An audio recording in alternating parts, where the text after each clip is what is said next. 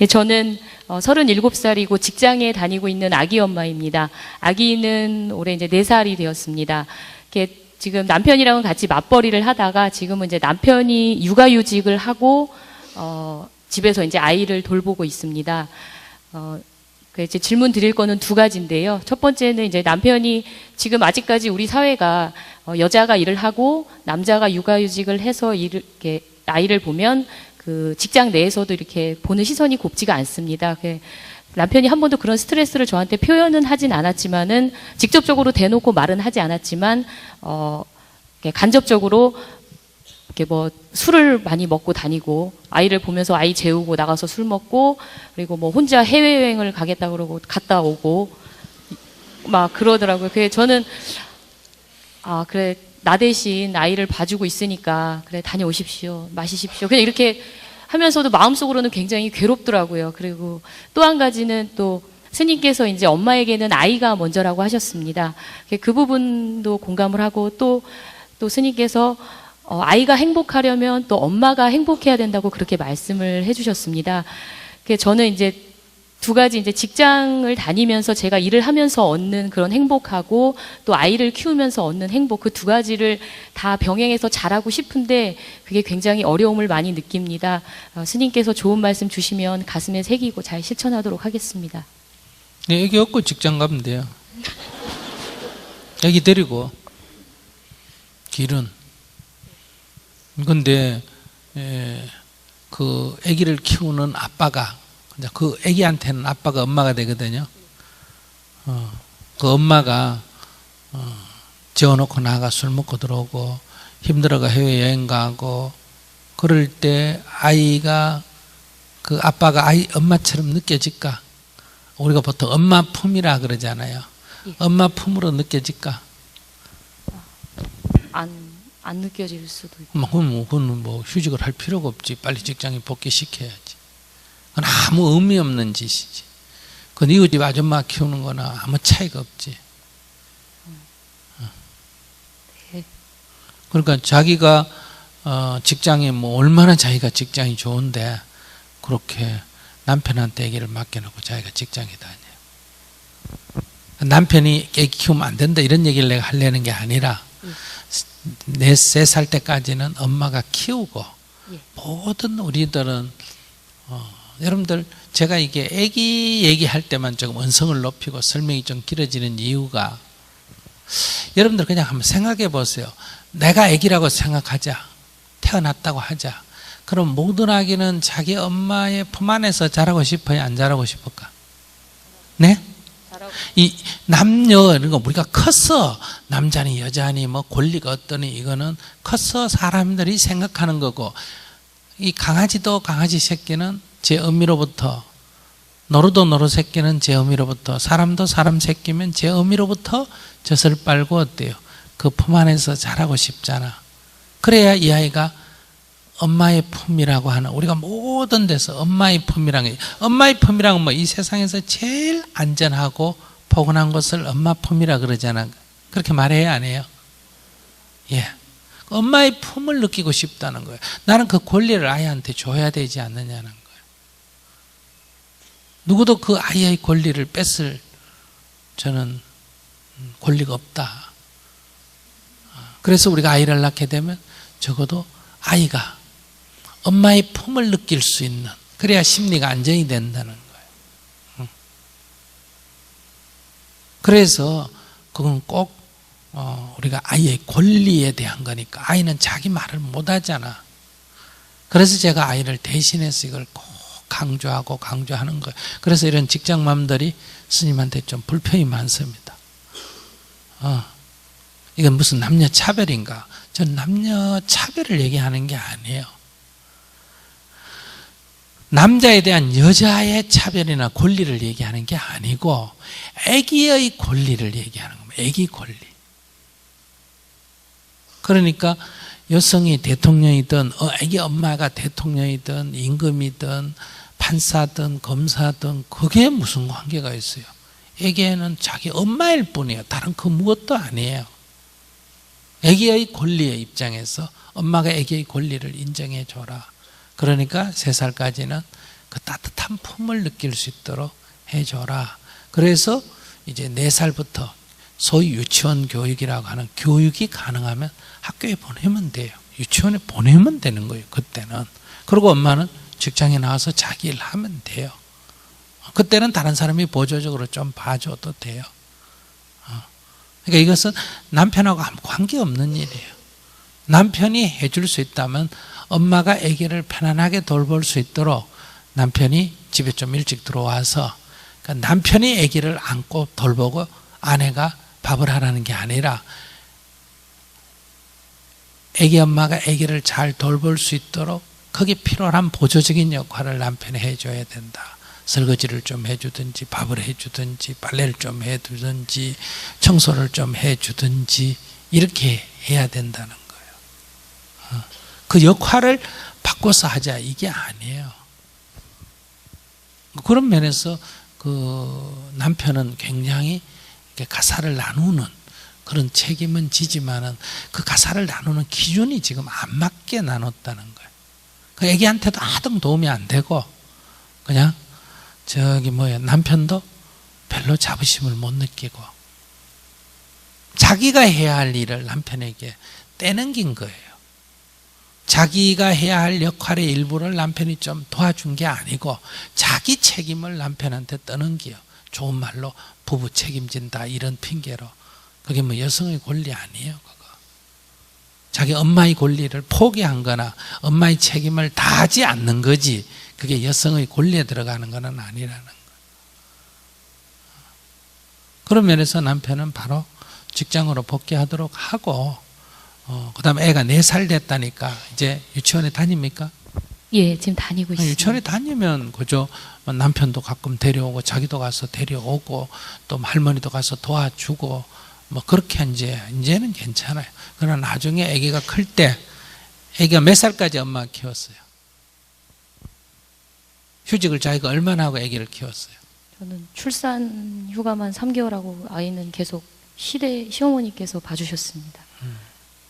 그러면 이제 마음에서 이렇게 해서 나중에 커서 7살이 되고 10살이 되고 사춘기가 넘어가면 혹시 아이가 심리적 불안 현상이 생기거나 약간 이런 문제가 안 생기면 너무너무 고마운 일이고 생긴다면 자기는 그걸 감수해야 된다. 그걸 갖고 불안해하라는 게 아니라 이걸 내가 모르면 애하고 싸우게 되는데 이걸 알게 되면 마음으로 아기야 내가 미안하다. 내가 엄마 노릇을 제대로 못해가 네가 이렇게 커서 힘들구나 이렇게 아기를 포용하는 나중이라도 내 잘못을 알면 포용하는 힘이 생기는데 내 잘못을 모르면 애하고 싸우게 된다는 거예요. 그러니까 앞으로도 아이하고 싸우면 안 돼요. 항상 아이에게 이렇게 어떤 증상이 나타나면 그걸 깨안아주는 그런 자세를 가져야 돼요. 죄의식을 가지라는 건 아니에요. 그게 중요하지만 누가 키우고 이게 지금 중요한 거 아니에요. 이제는 이미 다 지나갔기 때문에 이제 과보를 받는 길만 남았고 과보를 좀 덜게 받으려면 지금이라도 그런 그 아이를 포용하는 자세가 필요하다 이런 말씀 드리고 싶네요. 감사합니다, 스님. 네. 고맙습니다.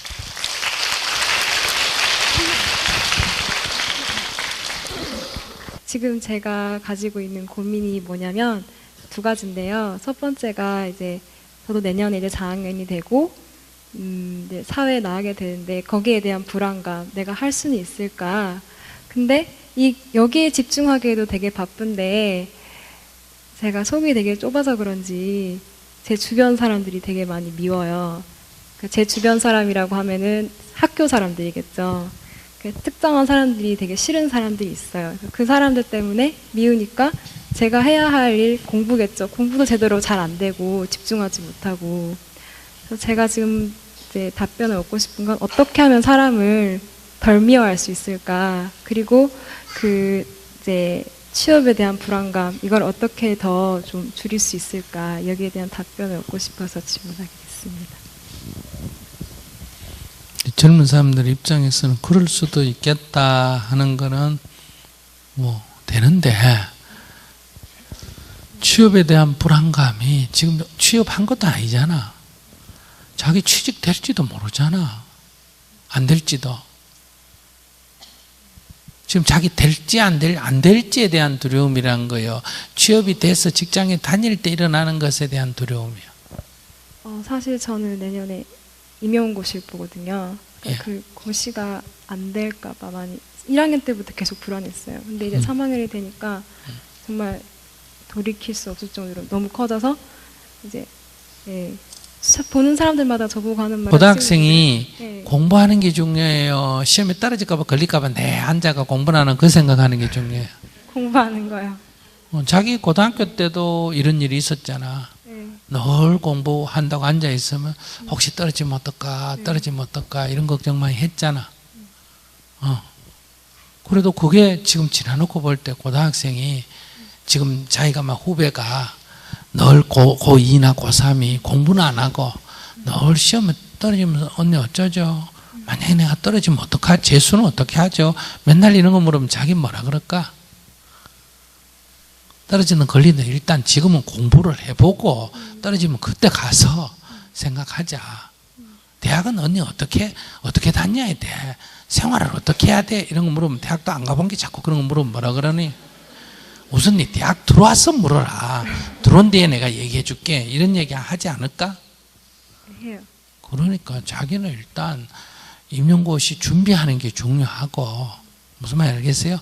떨어지면 또 한 해 더 할지 말지는 그때 가서 생각해 보면 되고 걸리게 되면 그냥 이제 선생님 하는 거고 그럼 선생님 할 때 초임에 들어가서 어떻게 선생님 하지 하는 거는 합격한 뒤에 생각하거나 걱정해야 될 일이다 이 말이에요. 왜?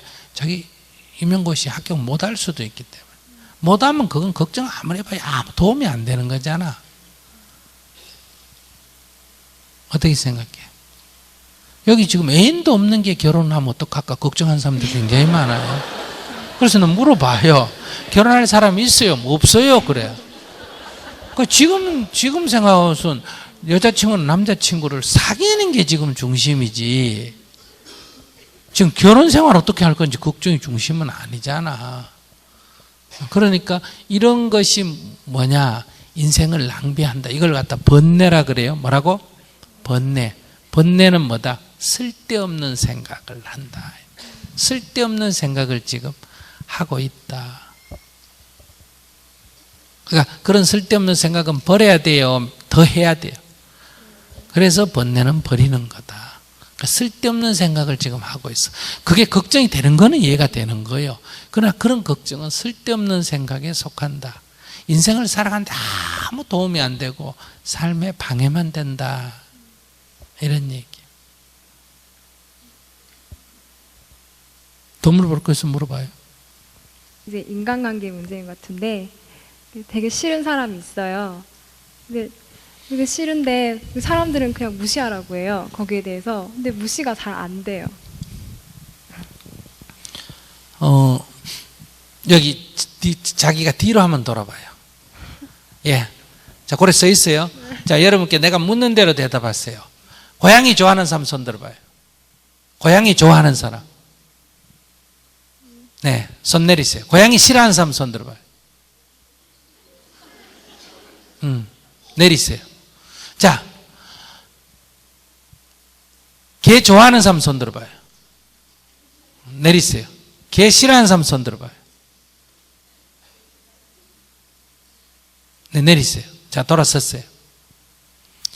자, 개를 좋아하는 사람이 고양이 좋아하는 사람보다 조금 많죠? 무슨 말인지 아시겠어요? 네, 그러나 개를 싫어하는 사람도 있어요, 없어요? 있어요. 고양이도 좋아하는 사람이 있어요, 없어요? 있어요. 그럼 이거는 고양이 문제예요, 개 문제예요, 각자 자기 문제예요? 내 문제. 네? 자기 문제. 내가 개를 좋아할 때는 개 문제냐, 좋아한다는 건 내 문제냐? 마이크 쥐고 빨리 얘기해봐요. 자기 문제 아닌가요? 네? 자기 문제 아닌가요? 그럼 고양이를 싫어하는 거는 고양이 때문에 내가 싫어하는 거야. 내가 싫어하는 성향이 있어서 고양이라는 것을 싫어하는 성향이 있는 건 내 문제야. 그 고양이가 문제야. 성향. 예? 성향. 자기 성향이 문제야. 아니요. 고양이. 그럼 고양이가 문제면 고양이 좋아하는 거는 그럼 어떻게 생겨? 어떻게 설명할 건데?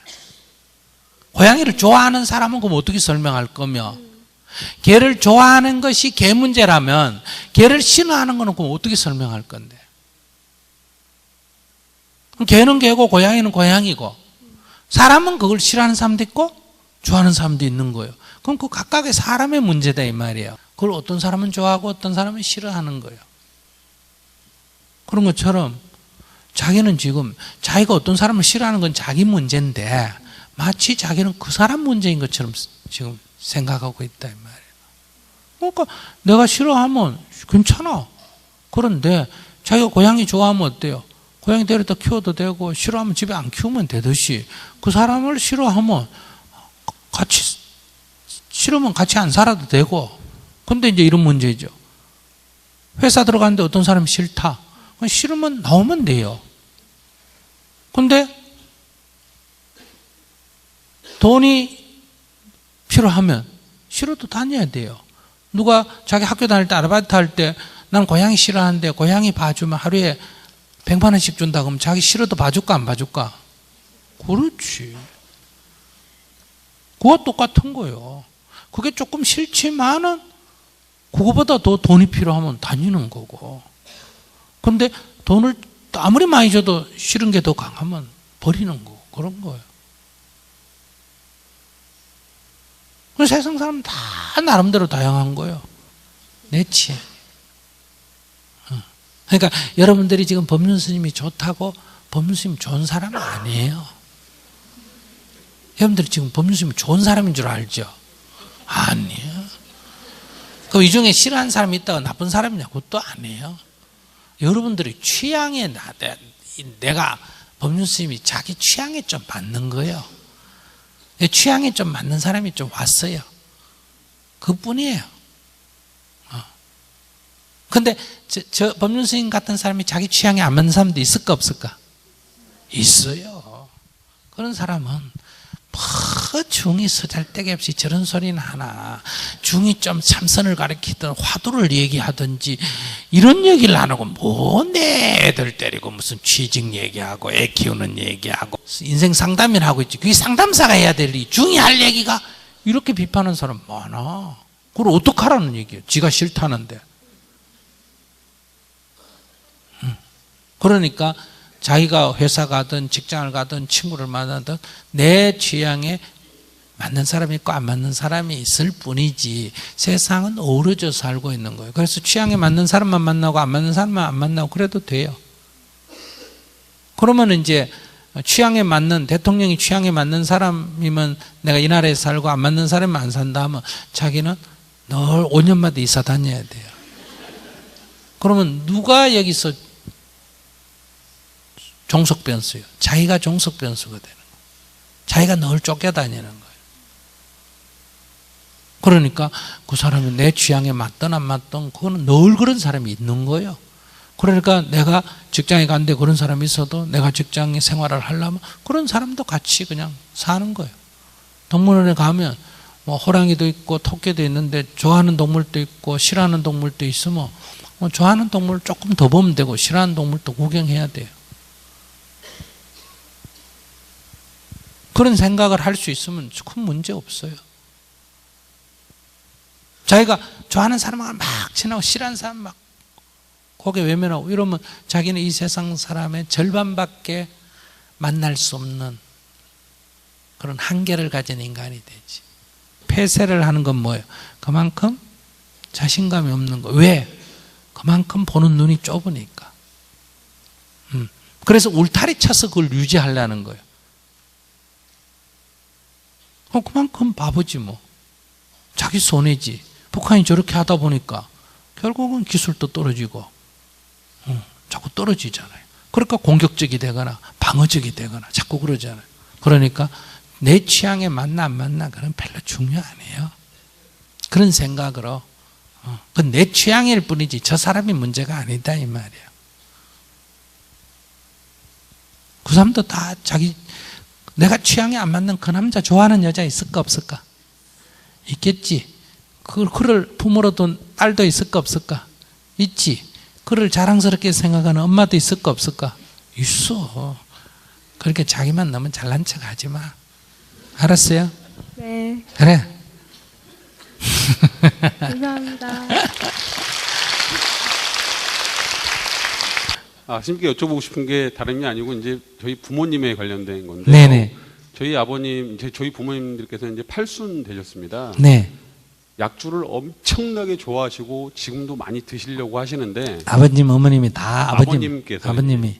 이제 자식들 입장에서는 오래 사셨으면 좋겠으니까 네? 오래 사셨으면 좋겠으니까 네. 약주를 못 드시게 하고 싶다가 네. 또 저렇게 좋아하시는 걸 사시면 얼마나 사신다고 제가 못 드릴까 싶어서 부모님을 모시고 식사를 하러 가면 마음이 12번, 120번씩 바뀝니다. 이거 드려야 되나 말아야 되나, 드려야 되나 말아야 되나. 그게 늘 고민이고요. 그다음에 저희 어머님께서는 이제 음식점에 가서 먹다 남은 음식들을 그렇게 싸가지고 오시거든요. 그게 이제 저희가 잘 못해드려서 그런 건도 있겠지만 너무 과하게 그걸 집착을 하시는 모습이 저걸 말려야 되나 말아야 되나 말려야 되나 말아야 되나. 그래서 부모님들 이제 가까이 모시고 살면서 한 달에 한 8번 정도씩은 식사를 같이 모시려고 그렇게 노력을 하는데 갈 때마다 고민입니다. 갈등이고. 그래서 이 스님께서 이 현명한 답을 딱 내려주시면 이번 주 토요일부터는 그렇게 하겠습니다.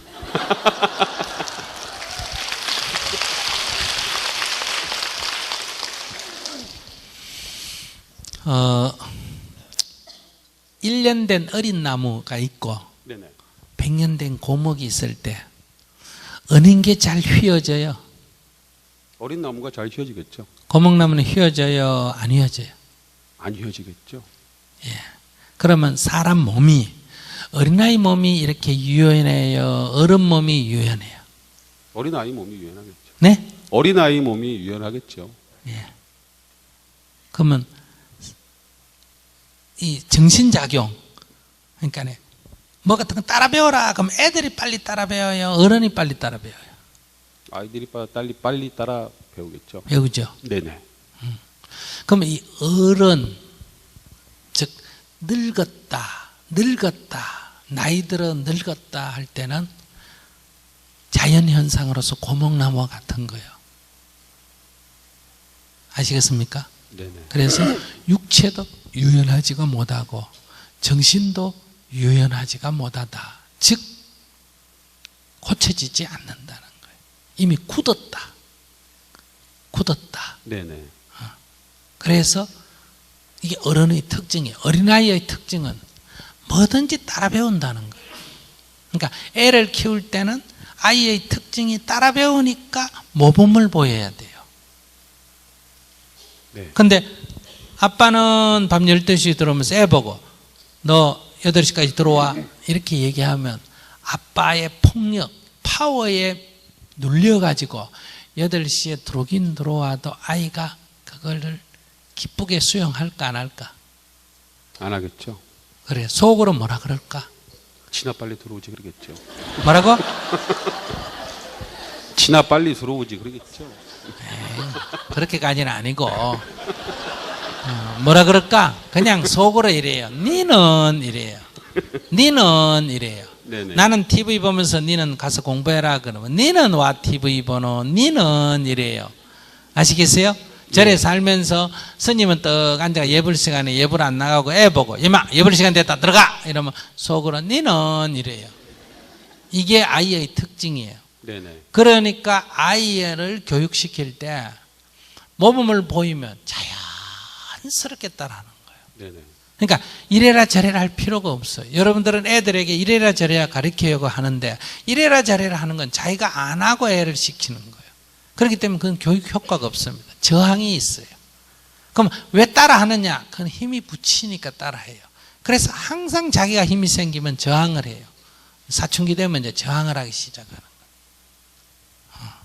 그래서 맹모삼천.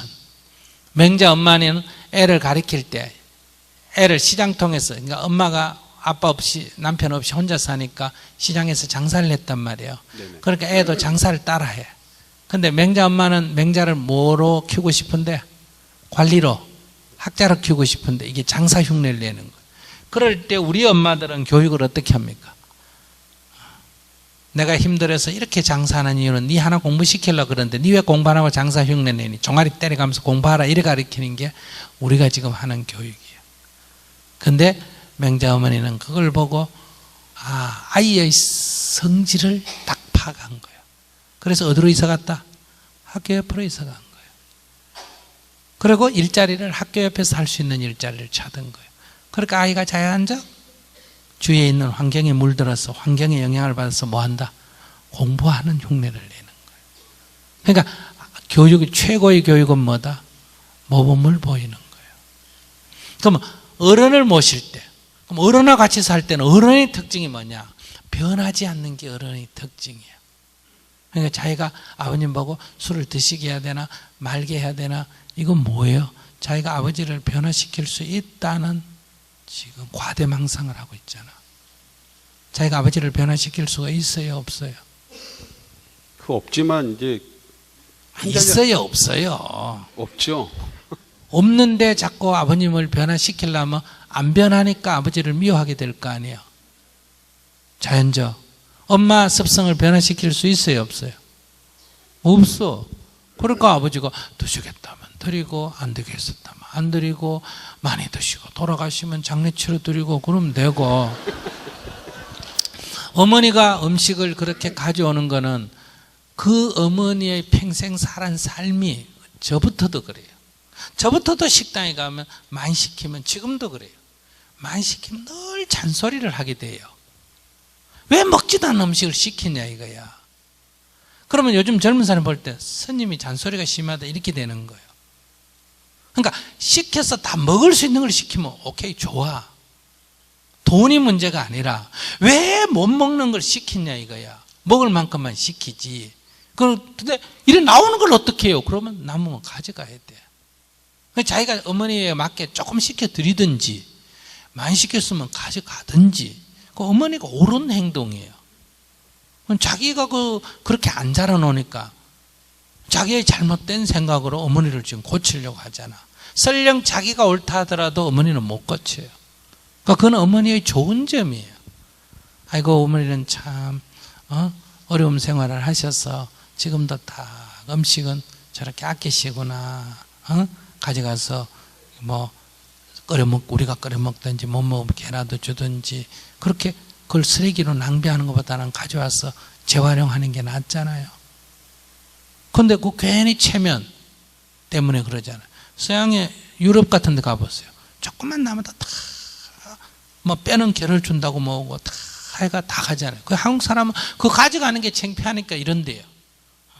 고기 남으면 그냥 고기 사달라면 되는데 뭐라고 자기 혼자 창피해가 아이고 우리 개 주려고 산다고 이렇게 괜히 종업원한테 말을 하는 거예요. 그러니까 종업원이 그 음식 속에다가 그거 남 먹다가 남은 빽따구로 가득 꺼다 집어여 주는 거예요. 개 준다니까. 그러니까 음식 남은 거 가져가는 건 하나도 창피한 일이 아니에요. 간장까지 거기 나온 거 다 버려요. 가져가는 건 창피한 거 아니에요. 그러니까 어머니는 잘 하시는 일이고 아버지는 많이 드시는 적기시는 아버지의 습성이니까 드리면 돼요. 그러니까 그걸 자기 머리 굴릴 필요가 없다. 돌아가시면 어떡하냐? 그거 먹었다고 돌아가셨으면 벌써 돌아가셨지. 그거 안 먹었다고 그러면 안 돌아가시냐? 그렇지 않습니다. 그러니까 젊을 때 안 먹던 분도 연로하시면 이렇게 반주를 하셔야 되고 또 그 술은 한 잔 먹어도 사람이 죽을 위기에 처한 사람이 있고 그냥 하루에 대병 소주를 한 병 먹어도 괜찮은 사람이 있어요. 그건 뭐냐면 간에 이 알코올분의 효소가 괜찮은 잘 작동하는 사람은 소주 한 병 먹어도 괜찮고 그게 없는 사람은 그냥 입에만 대도 그냥 까무라칠 정도로 위험한 거예요. 그러니까 객관적으로 말할 수는 없다. 그러니까 반주하실 때 소주 한 병 이상 먹어요? 한 병 이상은 안 먹어요? 반주할 때는. 반주할 때 소주 두세 병씩 그냥 네? 팔순 노인네가 소주 두세 병씩을 드셔야 소주 되니까. 작은 병을 2병씩 드세요. 그래가지고 완전히 토하고 쓰러지고 그런 적이 있어요? 없어요? 그렇지는 않습니다. 그럼 됐어. 양이 조금 많을 뿐이에요. 그 아버님 약주 드시는 것 때문에 어머님이 굉장히 힘들어하시는 부분이 어머니가 있거든요. 힘들어하는 건 아버지가 약 좀 먹고 주정을 해요. 주정이 아주 심해요. 그렇지는 않습니다. 근데 어머니가 왜 힘들어 하시는가? 돈이 아까워가? 그리고 두 분이 그 뭐 아버지는 드시고 싶고 어머니는 잔소리 하고 싶은 것도 그러면 아버님을 줄여서 어머니를 위하려고 하지 말고 어머니 보고 또 그러면 아이고 오늘 스님 법문들은요 그냥 놔두랍디다 하고 얘기를 자기 보고 내가 했지 엄마 보고 하라고 얘기한 거 아니에요. 그러니까 둘이는 그렇게 째그럭째그럭 하고 사는 거예요. 그래도 80까지 안 헤어지고 살았잖아. 아무 문제가 없어. 자기가 지금 쓸데없이 그 남의 인생에 간섭하는 거예요. 근데 이런 거를 불효막심하다 그래요. 왜? 80살아온 아버지의 식성에 대해서 아들이 건방지게 간섭을 하고 80살아온 어머니의 생활 태도에 대해서 간섭하고 40년 이상 40년이 뭐 80이면 60년 이상 살아온 부부관계에 대해서 지가 간섭하려고 그러고. 스님 말씀 감사합니다.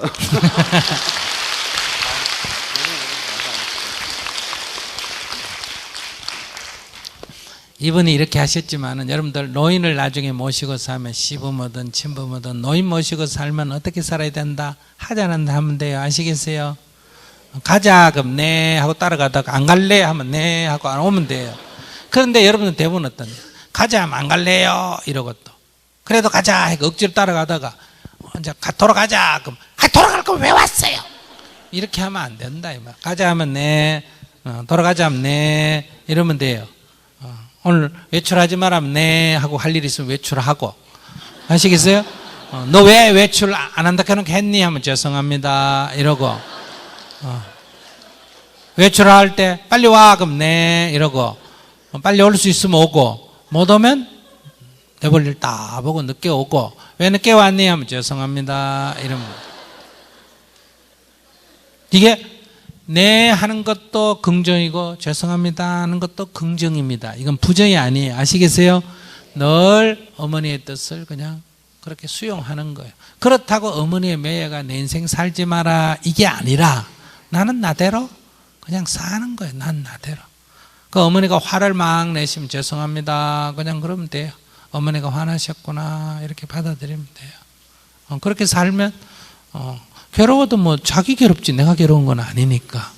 아무튼 누가 좋으면 된다. 내가 좋으면 된다. 내가 시어머니를 미워하면 누가 괴롭다. 내가 괴로워요. 내가 안 괴로워야 돼. 그것이 시어머니에게도 또는 친정 부모님에게도 좋은 일이에요. 어머니 아버지가 싸우면 그냥 문 닫고 나가면 돼요. 저거 두 부부 싸우니까 나하고 관계가 없는 일이다. 그걸 보고 엄마 아빠하고 싸우지 마. 아빠 엄마하고 싸우지 마. 이러면 아빠 엄마가 내 말 들을까 안 들을까? 안 들으면 나도 엄마하고 싸우고 나도 아빠하고 싸우고 엄마 아빠 싸우고 셋이 다 싸우는 거예요.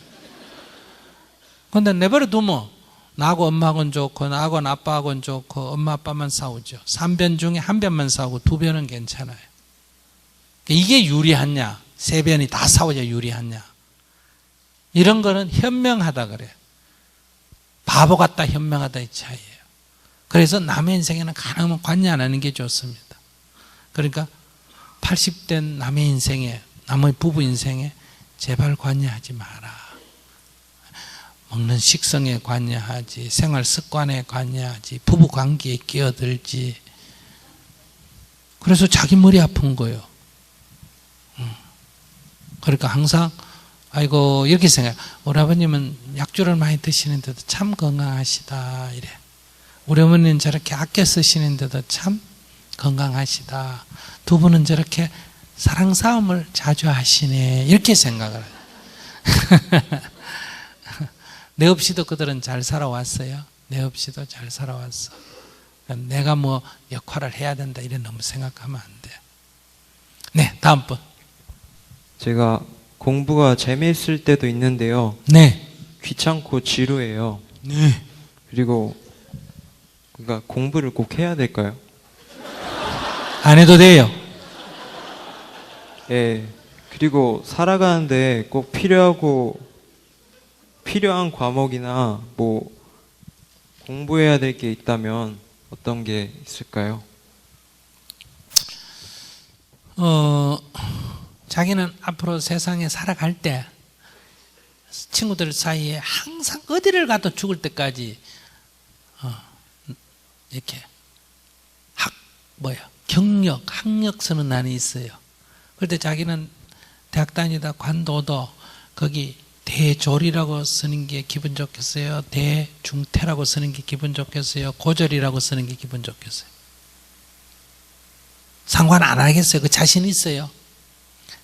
대졸이라고 안 쓰고 중태라고 중 이렇게 썼을 때 털 것만큼도 후회 안 하고 자신 있어요.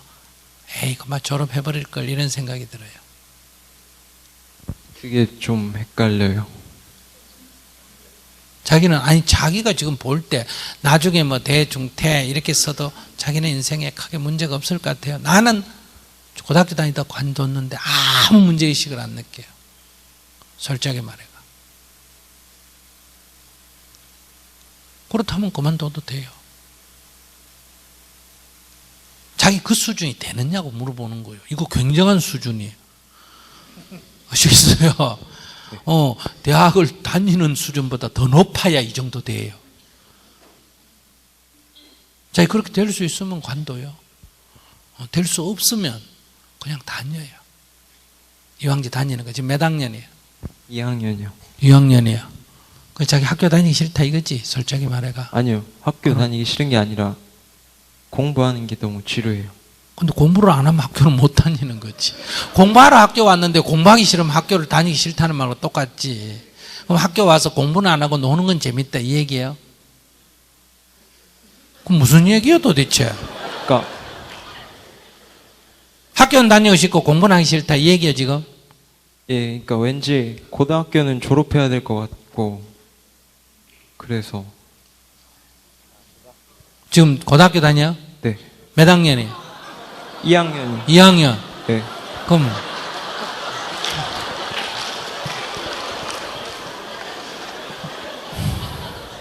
야 세다. 자기 나처럼 고태라고 쓸 자신 있어? 앞으로 살아가면서 고등학교 다니다 관뒀습니다 이런 말 할 수 있겠어? 아주 공개적으로 늘 이렇게 자기 그런 말 할 수 있어? 스님은 고등학교도 다니다가 관뒀어. 거기다가 뭐예요? 이 상담을 많이 하는데 상담사 자격증이 있을까 없을까? 없죠. 북한에 대해서 내가 굉장히 높은 수준의 그걸 가지고 있는데 북한학 전공을 한 적이 없어요. 내가 지금 고구려 발해 안내를 하고 역사 강의를 많이 하는데 역사 강의 자격증도 없고 관광 가이드증도 없어요.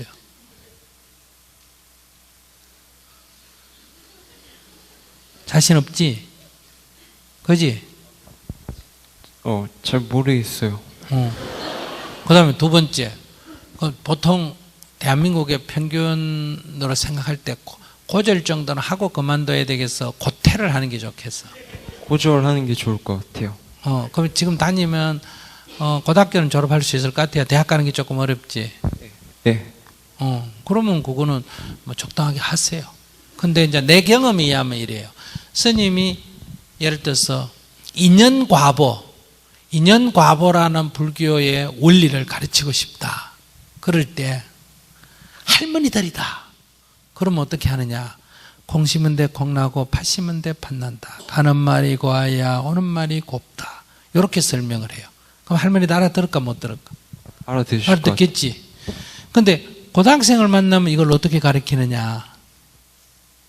뉴턴의 제2법칙으로 가르쳐요. 뉴턴의 제2법칙이 뭐예요? 잘 모르겠어요.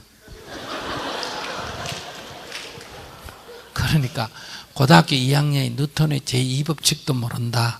그럼 자기는 대학 가는 거하고 관계없이 뭐예요? 그러니까 세상에 이런 스님과 대화를 하는데도 지적 수준이 부족해가 대화가 안 되는 수준이라는. 그게 대학하고 관계없이 해야 될까 안 해야 될까? 하는 게 좀 좋으나 반드시 해야 되나?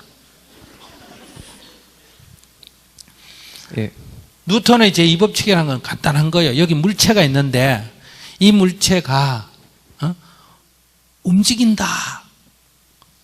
움직이고 있다 이 말이에요. 그럴 때 이 움직이는 속도를 가만 관찰해 보니까 속도가 변해요. 멈췄던 게 움직이든지 움직이는 게 더 빨리 움직이든지, 그렇지 않으면 움직이던 것이 더 천천히 움직이든지, 안 그러면 멈추든지, 이걸 갖다가 속도의 변화라 그래요. 속도의 변화. 속도의 변화를 다른 말로 뭐라 그래요? 가속도, 이렇게 말해요. 속도는 V로 쓰고 가속도는 알파벳을 A라고 써요.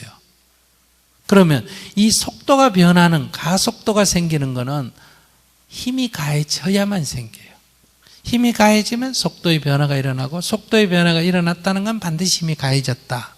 그럼 힘이 뭐예요? 원인이고, 속도의 변화는 뭐예요? 결과예요. 반드시 인과가 있다 이 말이에요.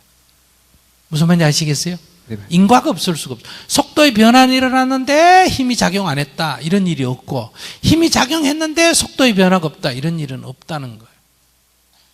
그래서 이 속도의 변화 A는 뭐에 비례한다? 이 물체에 가해진 힘 F에 비례한다. 그런데 거기에 물체의 질량과 관계가 있다 해서 F는 뭐라고 한다? MA, F 이퀄 MA, 이게 뉴턴의 제2법칙이란 말이에요. 그러면 이것을 가지고 우리가 설명을, 인과를 설명할 수 있다, 이런 얘기예요. 그러면 이런 설명을 하려면 스님이 대학을 나왔든 안 나왔든 고등학생한테 가르칠 때 이 정도의 지식은 있어야 가르칠 수 있잖아. 네. 그럼 고등학생 나와놓고도 뭐라고 가르쳐야 된다? 이거 없으면 콩 심은 데 콩 나고 팥 심은 데 팥 난다, 이 얘기만 해야 된다 이거예요. 그러면 중도를 가르치려면 우리가 이 할머니들에게 가르치면, 나무턱에 물에 떠내려갈 때 이쪽 기슭에부터도 떠내려가기 어렵고, 이쪽 기슭에 저쪽 기슭에부터도 떠내려가기 어렵고, 가운데에 있어야 이쪽 저쪽에 치우치지 말아야 나무 토막이 떠내려갈 수 있다. 이렇게 강물에 나무 토막이 떠내려가는 걸로 설명할 수가 있다, 이런 얘기예요. 이건 이제 부처님이 2600년 전에 설명한 방법이에요. 그러면 만약 요즘 고등학생한테 가서 가르친다면 문과예요, 이과예요? 문과요. 문과면 벌써 이게 상식이 부족한 거예요. 이과에 가면 수학에 벡터라는 게 있어요. 벡터. 아시겠어요? 네. 그럼 벡터 그림으로 이 중도를 딱 설명한다는 거예요. 그러면 내가 대학은 안 나와도 불교를 가르치려고 그래도 이 정도의 상식이 있어야 설명을 할 수 있다, 이 말이에요. 네.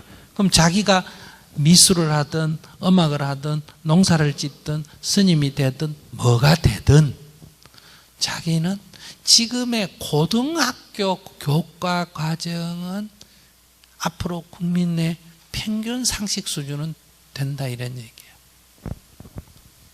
요즘에 일기예보 보면 이렇게 기압골 같은 거 이런 거 설명할 때 이런 게 도표가 나와요, 안 나와요? 나와요. 그럼 그 학교에서 배워요, 안 배워요? 배워요. 그거 보면 바람이 어느 방향으로 불 건지, 어디서 한냉전선이 형성되는지, 온난전선이 형성되는지 이런 설명하잖아. 네. 그러니까 이게 이제 우리 국민의 일반 상식이 돼 간다는 거예요. 그러니까 그 정도는 시험하고 관계없이 알아야 돼. 그래서 교과 과정은 네가 대학을 안 가더라도 알아야 돼. 근데 내가 이렇게 얘기하면 여긴 다 대학 나온 사람이 70% 넘는데 스님이 지금 무슨 말 하는지 못 알아듣는 사람이 굉장히 많아요. 왜 이럴까?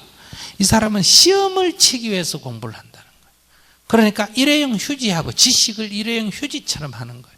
시험 치기 위해서 공부를 해가 시험 끝나면 지식을 쓰레기통에 던집어 넣어버리고, 또 달달달달 외워가 또 시험 치고는 쓰레기통에다 집어넣어버리니까 학벌은 대학을 나왔는데 물으면 고등학교 교과과정도 몰라. 고등학교 아들이나 동생이 물으면 못 가르쳐. 근데 고등학교 공부를 제대로 하면 고등학교 1학년 졸업하면 2학년 되면 1학년 가르쳐야 돼. 자기 2학년으로서 1학년 가르칠 수 있나 없나? 못해요. 그럼 중학생 가르칠 수 있나 없나? 그것도 못해요. 그럼 자기 공부 제대로 안 한 거예요. 그거는 공부하고 싶고 안 하고 싶고 대학 가고 안 가고 관계없이 기본을 자기는 안 한 거예요. 속에 하고 싶고 하기 싫고에 관계없어요. 기본은 해야지. 우리가 인생을 사는데 하고 싶은 건 어떻게 다 해요? 하고 싶은 거 하면 게임밖에 할 게 더 있나? 그거 하고 싶지? 그것만 내 하고 살아야지. 그러니까 방 청소도 해야 되고 빨래도 해야 되고 밥도 지어야 되고 그 살면 다 이런 게 필요한 거예요. 절에 가서 스님이 삼선만 하고 있을까? 다 모욕도 해야 되고 세수도 해야 되고 방 청소도 해야 되고 농사도 지어야 되고 다 일이 있는 거예요. 그런 것처럼 자기가 세상을 살아가는데 기본은 있어야 되는데 그 기본이 교과 과정이 고등학교 교과 과정이다. 역사에 대해서도 그 정도는 알고 상식적으로 알고 있어야 돼. 과학에 대해서 그 정도는 상식적으로 알고 있어야 돼. 수학에 대해서도 그 정도는 상식적으로 알고 있어야 돼. 전공하고 관계없이. 그러니까 자기는 대학 가는 거 관계없이 지금 하고 싶든 하기 싫든 고등학교 교과 과정은 기본적으로 습득을 해줘야 된다. 반의 등수에 오르고 내리고의 관계없이. 네. 그럼 오늘부터 공부하는 태도가 달라져야 돼. 이거는 대학하고 관계없이 성적이 오르고 떨어지고의 관계없이 이 정도 교과서 내용은 내가 인생을 살아가는데 내 직업하고 관계없이 상식 수준으로 알아야 될 거다. 이렇게 생각하고 공부를 해. 예. 됐어요? 네. 그리고 자기가 그거 학교 일단 그래가서 그렇게 공부를 했는데 그 성적 갖고 갈 수 있는 대학이 있고 가고 싶으면 뭐 하면 되고 가면 되고 그 다음에 아무리 성적이 좋아도 가기 싫으면 나처럼 안 가면 되고 또 두 번째로 아무리 가고 싶어도 실력이 안 되면 뭐 하면 되고 못 가기 때문에 안 가면 되는 거예요. 그건 어차피 갈 수가 없으니까.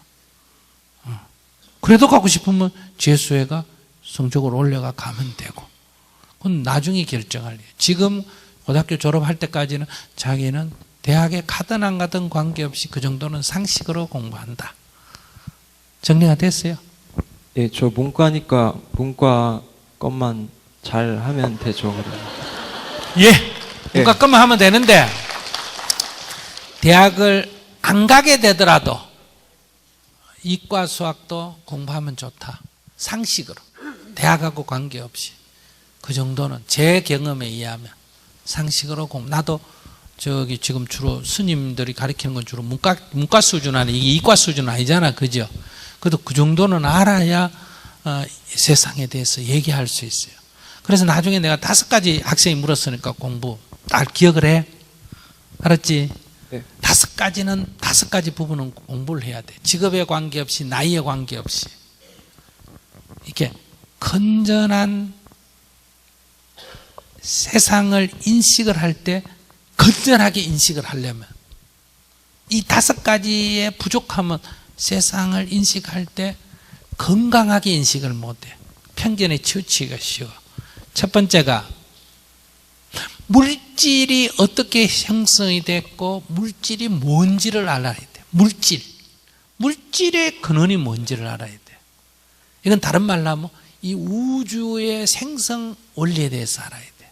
우주가 어떻게 생성됐고 그 우주의 생성을 얘기하면 이게 물질의 근원을 얘기하잖아. 이번에 노벨 물리학상이 뭘로 받은지 알아요? 힉스 입자를 예시한 사람. 즉 이런 입자가 있어야 된다고 지금부터 50년 전에 힉스 입자라는 게 있어야 된다. 이렇게 가설을 세운 사람이 받았어. 왜? 이번에 힉스 입자가 실제로 한다는 게 증명이 됐기 때문에. 그럼 이런 물질의 근원에 해당되는 거예요. 그러니까 우리가 말하면 물질의 근원이 뭐냐 할 때 우리가 분자의 근원은 원자의 근원은 소립자 근원은 이렇게 해서 이제 지금 물질의 근원이 밝혀져 가고 있단 말이에요. 그러니까 우주의 생성과 물질의 근원에 대해서 알아야 된다. 왜? 이 세상 만물은 물질로 이루어져 있기 때문에. 그리고 물질 상호 간의 법칙에 대해서도 알아야 돼요. 그러니까 이 다시 말하면 물체라 그러죠.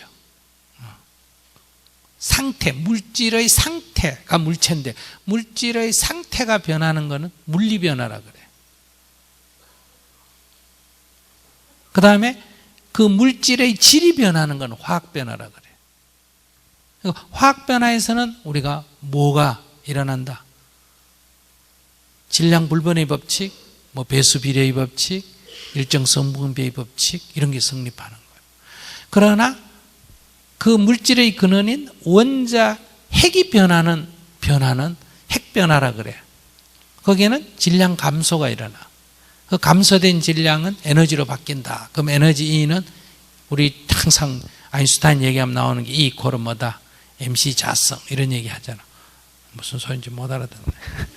그건 너는 상식이 부족한 애야. 고등학교 졸업하고 중학교 졸업하고 관계없이. 그러니까 이런 물질에 대한 기본은 알고 있어야 된다. 1번. 두 번째, 물질을 기초해서 생명의 원리에 대해서 알아야 돼. 생명이 지구상에 언제 출현했고 어떻게 진화해와서 여기 왔느냐만 알아야 되는 게 아니라 생명의 근원은 유전자야. 그러니까 유전자에 대해서 알아야 돼. 그 유전자에 대해서 알게 되면 생명의 모든 이 수수께끼가 풀리는 거예요. 그 다음에 세 번째가 이 생명의 기반을 두고 다음 단계로 나온 게 뭐예요? 인류예요. 인류, 인간. 그러니까 인간의 역사에 대해서 알아야 돼. 인류 문화사에 대해서 알아야 된다. 그러니까 육체에 대한 근원, 소위 말하면 오스트랄로피테쿠스부터 이렇게 와가지고 직립 원인이 되고 이렇게 해서 인간이 오늘날 현대인인 호모사피엔스 사피엔스까지 오기까지 이 인류의 생물학적인 진화 과정과 그 다음에 인류 문화사, 정신의 발전 과정, 구석기, 신석기, 철기 이렇게 오면서 문명이 어떻게 흘러왔느냐. 더 이제 역사 시대로 들어오면서 이 문명의 흥망성쇠에 대해서 알아야 돼. 그래서 우리가 서양사를 예를 든다면 뭐예요? 메소포타미아 문명이 이집트 문명, 동시에 발전하기지만 메소포타미아가 좀 앞서 이집트 문명이 멸망하면서 에게 문명이 발달하면서 그리스 문명이 멸망하면서 로마 문명이 멸망하면서 지금 오늘날 유럽, 게르마니아 문명 이렇게 문명의 이동에 대해서도 파악이 돼야 오늘날 유럽 문명이 미국으로 이동하고 이게 동아시아로 이동해 올 거냐 이런 예측 같은 게 가능하다는 거예요. 아무리 문명이 고도로 미국이 지금 고도로 발달해도 문명이 쇠락하고 있다는 증거를 잡을 수 있고 아무리 지금 작아도 저 문명이 지금 일어나고 있다는 걸 예측할 수 있는 거예요. 그래서 이 인류 문명사에 대해서 알아야 돼. 그 다음에 네 번째는 우리 민족사에 대해서 알아야 돼. 환인, 환웅, 당군부터 시작한 배달의 역사, 배달나라, 조선나라, 부여, 발해, 고구려, 발해하는 내려오는 민족사의 정통성, 민족사의 흐름에 대해서 알고 있어야 돼. 이게 없으면 자기 정체성이 없어. 그럼 다섯 번째 마지막으로 이 인간 정신 작용에 대해서 알아야 돼. 즉 마음이 어떻게 작용하는지를 알아야 돼. 그래야 우리가 행복해질 수가 있어. 앞에 거 다 알아도 이 마지막 걸 모르면 인생을 불행하게 살 수 있어. 근데 앞에 걸 모르면 어떠냐? 정신을 강조하다 보면 마치 정신만 있으면 정신이 물질이 없는 정신만 작용한다 이런 허황된 소리를 하게 돼. 그래서 이런 기본 5가지 전문가가 되라는 거 아니야. 그러니까 평범한 시민으로 살아가도 상식 있는 사람이 되기 위해서는 5가지의 기본 과목에 대해서는 배워야 돼. 한 권은 읽어야 된다는 거. 거기에 대한 책 한 권은. 그러니까 요즘은 이런 책이 재미있게 뭘로 나온다? 그림 반, 글씨 반 이렇게 다 나오는 거 있어요? 없어요? 사진 절반 이렇게 재미있는 것도 있어. 그러니까 그거는 딱 골려가 읽어야 사람의 인식이 이 정신작용이 상식선에서 움직일 수가 있다 이 말이야. 그 공부를 어떻게 하면 되냐는 거 그건 알아야 돼. 네. 알았죠? 네. 알았어. 감사합니다.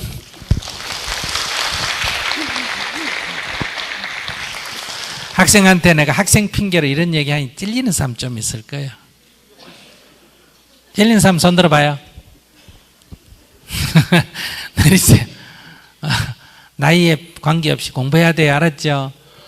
그러니까 딱 적어놨다가 나도 공부해야 되고 우리 남편도 공부해야 되고 우리 아내도 공부해야 되고 우리 아들도 공부해야 되고 이거 우리 부모도 공부해야 되고 그런 정도는 기본 상식을 가지고 있어야 우리가 박물관에 가든지 어디를 가도 거기 가서 이제 지식을 그걸 기초로 해서 자꾸 더 확산시킬 수가 있어. 신문 기사를 보거나 잡지를 봐도 그걸 기초로 해서 이제 조금씩 더 높일 수가 있어요.